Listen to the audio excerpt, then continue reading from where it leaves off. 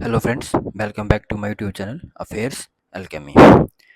आज 14 मई 2026 है। तो आज 14 मई के जितने भी इम्पोर्टेंट क्वेश्चंस होंगे करंट अफेयर्स के, वो सब हम डिस्कस करेंगे। और उसके रिगार्डिंग जितने भी इम्पोर्टेंट फैक्ट्स होंगे वो सब मैं आपको बताऊंगा। तो वीडियो में लास्ट तक बने रहिएगा।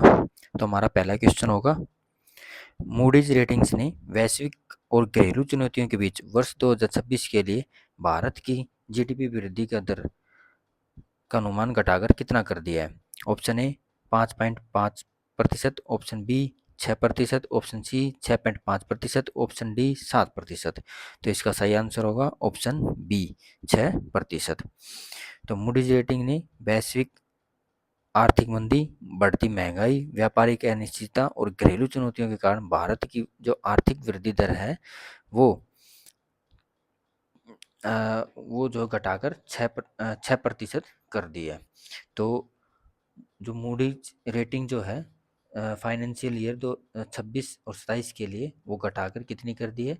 6%। लेकिन इससे पहले जो मूडीज रेटिंग थी उसके लिए जो रेटिंग थी फाइनेंशियल ईयर के लिए, वो जीडीपी की जो ग्रोथ थी वो कितनी थी? वो थी 6.3%। और लास्ट ईयर की अगर हम बात करें 25-26 के लिए, जो हमारी जो जीडीपी ग्रोथ थी वो थी 7.5%। तो इसके मतलब इसको घटाने के पीछे पहले 6.3% का अनुमान लगाया गया, लेकिन उसके बाद इसको घटाकर 6% किया गया। तो इसके पीछे का जो कारण था वो चार कारण जो मूडीज ने रेटिंग में पाया वो थे कि वीक प्राइवेट कंजप्शन, कम उपभोक्ता खर्च। मतलब कि लोग जो है पहले की तुलना में कम खरीदारी और खर्च कर रहे हैं, जिससे क्या है बाजार में जो है मांग कम हो जा रही है। और वो सीधा सीधा जो है भारत की जो आर्थिक गति है उसको मंदा कर रही है, स्लो कर रही है। और दूसरा जो कारण था वो था स्लोअर कैपिटल फॉर्मेशन, मतलब निवेश में कमी। तो अभी जो इंफ्रास्ट्रक्चर है या फैक्ट्री है या फिर नए जो बिजनेस है उसमें निवेश की जो गति है वो कम हुई है, जिससे इकोनॉमी जो है भारत की वो स्लो हो गई है। तीसरा कारण है कि इंडस्ट्रियल एक्टिविटी डिक्लाइन, जो औद्योगिक गतिविधियां हैं वो भी कम हो गई हैं, उसके कारण भी ये भी एक रीजन है। और चौथा कारण है कि राइजिंग एनर्जी कॉस्ट्स, कि ऊर्जा की बढ़ती कीमतें। जैसे कि आपको पता ही है कि अभी जो इंडिया जो है अपना जो 90% एनर्जी जो है इंपोर्ट करता है। लेकिन हाल फिलहाल जो वैश्विक डिस्टरबेंस चल रही हैं, जैसे कि स्ट्रेट ऑफ हॉर्मुज जो बंद है, उसके कारण जो हमारे ऑयल इंपोर्ट्स के ऊपर इफेक्ट पड़ रहा है। तो वो भी एक फैक्टर है जो मूडीज रेटिंग ने जो पाया है कि, इसलिए मूडीज रेटिंग ने जो 6.3% की जो ग्रोथ रेट थी उसको 6% कर दिया है। अब मूडीज रेटिंग है क्या? मूडीज रेटिंग जो है एक प्रसिद्ध वैश्विक क्रेडिट रेटिंग एजेंसी है, जो आकलन करती है, जो कैलकुलेशन करती है कि कोई देश, बैंक या बड़ी कंपनी है उनका जो फाइनेंशियल स्टेटस, जो आर्थिक स्टेटस है वो बताती है। और यह बताती है कि कोई देश कर्ज चुकाने में कितना भरोसेमंद है। इसकी जो स्थापना है वो 1909 के अंदर हुई थी और संस्थापक थे इसके जॉन मूडी। और इसका जो हेडक्वार्टर है वो है न्यूयॉर्क सिटी, यूनाइटेड स्टेट्स में। तो याद रखना कि मूडीज रेटिंग ने वैश्विक और घरेलू चुनौतियों के बीच वर्ष 2026 के लिए भारत की जीडीपी वृद्धि का दर अनुमान घटाकर कितना कर दिया है? वो कर दिया है 6%। हमारा नेक्स्ट क्वेश्चन होगा, भारत में बैंकिंग और डिजिटल पेमेंट सिस्टम में फ्रॉड डिटेक्शन को मजबूत करने तथा म्यूल अकाउंट्स की समस्या रोकने के लिए आई4सी ने किस संस्था के साथ एमओयू साइन किया है? Option A SEBI, option B NABARD, option C RBI, option D SIDBI. तो इसका सही आंसर होगा ऑप्शन सी आरबीआई। तो आरबीआई ने जो है आरबीआई के साथ मिलकर जो आई4सी ने है एक एमओयू साइन किया है बैंकिंग सिक्योरिटी के लिए। उसके अंदर क्या है, जो आई4सी है उसकी फुल फॉर्म है Indian cyber crime coordination centre, और के साथ एमओयू साइन किया है मेमोरेंडम ऑफ अंडरस्टैंडिंग। इसका उद्देश्य है कि ऑनलाइन बैंकिंग में फ्रॉड, म्यूल अकाउंट्स और जो डिजिटल पेमेंट स्कैम है उसको रोकना तथा बैंकिंग सिक्योरिटी को मजबूत बनाना। तो म्यूल अकाउंट्स क्या है कि म्यूल अकाउंट्स वो अकाउंट्स होते हैं जो फ्रॉडस्टर्स होते हैं, जो स्कैमर्स होते हैं उनके द्वारा यूज किया जाता है अपनी जो इलीगल रूप से जो वो पैसा इकट्ठा करते हैं उसको छुपाने के लिए। और इसको ट्रेस करना भी आसान नहीं होता क्योंकि इसके अंदर मल्टीपल लेयर्स होती है ट्रांजेक्शन्स की। हमारा नेक्स्ट क्वेश्चन होगा, अप्रैल 2026 में भारत की रिटेल इन्फ्लेशन खुदरा महंगाई दर बढ़कर कितनी हो गई है? Option A 2.98%, option B 3.12%, option C 3.48%, option D 4.1%। तो इसका सही आंसर होगा ऑप्शन सी 3.48%। तो अप्रैल 2026 में भारत की जो रिटेल इन्फ्लेशन खुदरा महंगाई दर है वो 3.48% हो गई है। जो और इसका जो मेजर रीज़न था, मेन जो कारण था इसका वो था कि जो खाद्य पदार्थ की जो चीज़ें हैं उसके अंदर उनके जो प्राइसेस हैं उसके अंदर अ, आ- वो प्राइसेस बढ़ जाना, जो खाद्य पदार्थ हैं उनके प्राइसेस में बढ़ोतरी जो थी वो एक सबसे मुख्य कारण माना गया इसके लिए। तो इन्फ्लेशन जो था फूड प्राइसेस के अंदर वो 4.2% हो गया है, जो कि मार्च में था 3.87%। और हम बात करें इन्फ्लेशन रेट की तो मार्च के अंदर वो था 3.4% और फरवरी के अंदर था वो 3.2%। और भी कुछ कारण हैं जैसे कि फ्यूल प्राइसेस बढ़ना और दूसरा कि जो रुपए की जो कीमत है डॉलर के कंपैरिजन में लगातार जो कमज़ोर होता जा रहा है, जो गिर रहा है, लगभग लगभग आज के टाइम पे अगर हम बात करें तो ये 95 के अराउंड घूम रहा है, $1 के बराबर 95 रुपीज़ हो गए हैं। तो अप्रैल 2026 में भारत की रिटेल इन्फ्लेशन बढ़कर कितनी हो गई है? 3.48%। हमारा अगला क्वेश्चन होगा, हाल ही में पुडुचेरी के मुख्यमंत्री के रूप में किसने पदभार ग्रहण किया है? तो इसका ऑप्शन होगा N Rangaswamy, option B V Narayanaswamy, option C Kiran Bedi, option D Annamalai. तो इसका सही आंसर होगा ऑप्शन ए एन रंगास्वामी। तो जो एन रंगास्वामी है उन्होंने पुडुचेरी के मुख्यमंत्री के रूप में पदभार ग्रहण किया है। वे जो है ऑल इंडिया एनआर कांग्रेस के प्रमुख नेता है। जो एन रंगास्वामी है ये पहले भी जो है पुडुचेरी के मुख्यमंत्री रह चुके हैं। तो आपको बताऊं कि इन्होंने ये जो ओथ ली है, जो पदभार संभाला है चीफ मिनिस्टर के रूप में, ये 5वीं बार चीफ मिनिस्टर बने हैं पुडुचेरी के। और वे अपनी सरल छवि और लोकहित योजनाओं के लिए प्रसिद्ध हैं। उनके नेतृत्व में शिक्षा, स्वास्थ्य और सामाजिक कल्याण से जुड़ी कई योजनाएं लागू की गई हैं। और जो इनकी जो पार्टी है ऑल इंडिया एनआर कांग्रेस, वो एनडीए का एक हिस्सा है। एनडीए एनडीए मतलब जो बीजेपी के साथ है इसका अलायंस है।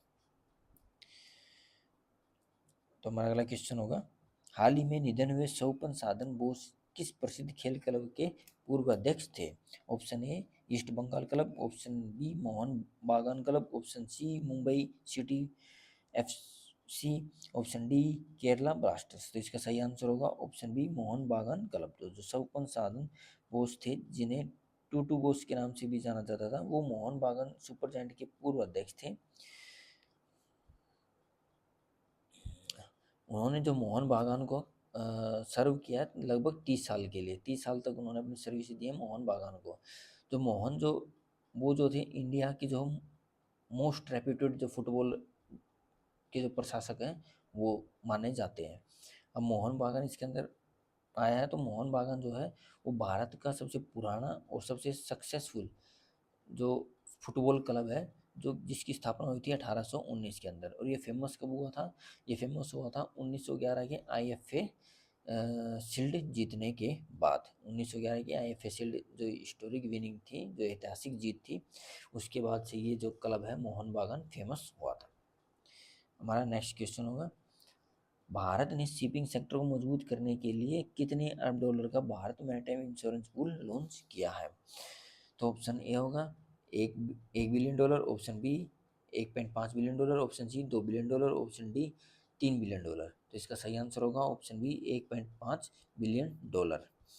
तो भारत ने शिपिंग सेक्टर को मजबूत करने के लिए 1.5 बिलियन अरब डॉलर का Bharat maritime insurance pool launch किया है। तो भारत ने समुद्री व्यापार और शिपिंग सेक्टर को बढ़ावा देने के लिए 1.5 बिलियन डॉलर का Bharat maritime insurance pool launch किया। इसका उद्देश्य भारतीय जहाज और समुद्री व्यापार को बेहतर सीमा सुरक्षा प्रदान करना है तथा विदेशी कम बीमा कंपनियों पर निर्भरता कम करना है। अगर हम बात करें इस इंश्योरेंस पूल की, तो इसका टोटल जो साइज होगा वो होगा 1.5 बिलियन डॉलर। सरकारी गारंटी होगी इसके अंदर 1.4 बिलियन डॉलर। जरूरत पड़ने पर सरकार भी वित्तीय सुरक्षा प्रदान करेगी।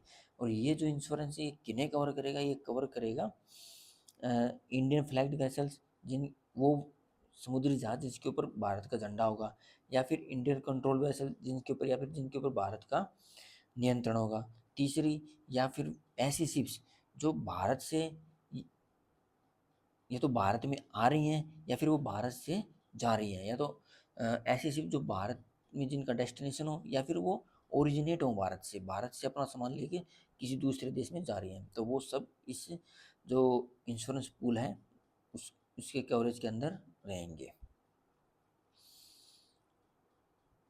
हमारा नेक्स्ट क्वेश्चन होगा, वर्ष 2026-27 के लिए CII confederation of Indian industry के नए अध्यक्ष के रूप में किसने राजीव मेमानी का स्थान लिया है? Option A N Chandrasekaran, option B R Mukundan, option C Sanjiv Puri, option D Kumar Mangalam Birla. तो इसका सही आंसर होगा ऑप्शन बी आर मुकुंदन। तो कॉन्फेडरेशन तो CII confederation of Indian industry के अध्यक्ष के रूप में किसने, अभी कौन नए अध्यक्ष बने, वो हैं आर मुकुंदन। तो कॉन्फेडरेशन ऑफ इंडियन इंडस्ट्री जो है भारत की प्रमुख उद्योग और व्यापारिक संस्था है, इंडियन इंडस्ट्री एसोसिएशन है, जिसकी स्थापना 1895 में हुई थी, जिसका हेडक्वार्टर नई दिल्ली के अंदर है। और यह संस्था जो भारत की बड़ी कंपनियों, उद्योगों और व्यापारिक संगठनों का प्रतिनिधित्व करती है। और इसका क्या काम है? इसका काम है उद्योगों और सरकार के बीच में समन्वय बनाना, कोऑपरेशन करना, व्यापार और निवेश को बढ़ावा देना, नई औद्योगिक नीतियों पर सुझाव देना, रोजगार, कौशल विकास और आर्थिक वृद्धि को समर्थन देना, भारत के उद्योगों को वैश्विक स्तर पर मजबूत बनाना, ये सब CII के काम है। CII confederation of Indian industry. इसके नए अध्यक्ष कौन बने, नए प्रेसिडेंट कौन बने हैं? आर मुकुंदन।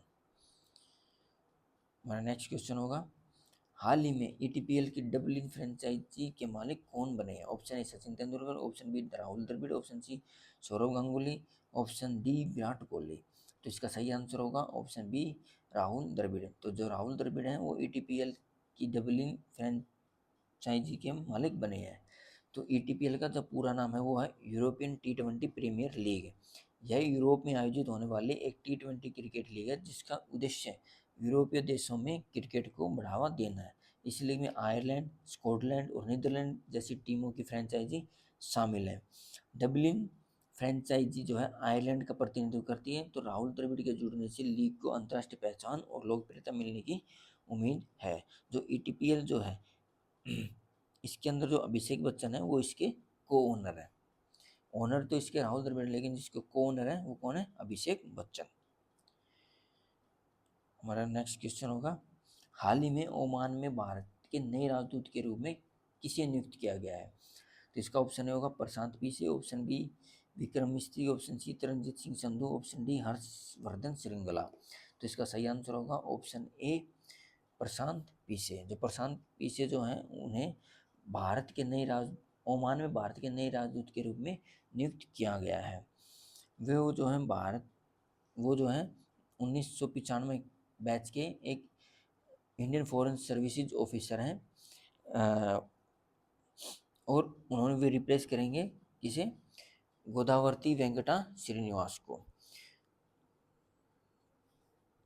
तो याद रखना, भारत में ओमान में भारत के नए राजदूत के रूप में किसे नियुक्त किया गया है? प्रशांत पीसे को। ओके फ्रेंड्स, ये हमारा आज का विचार है। विश्वास उस पक्षी की तरह है जो सुबह होने से पहले अंधेरे में भी रोशनी को महसूस कर लेता है। अगर हम भावार्थ की बात करें तो इसका मतलब ये होगा, ये जो कोट है इसका मतलब है कि सच्चा विश्वास कठिन परिस्थितियों में उम्मीद बनाए रखता है।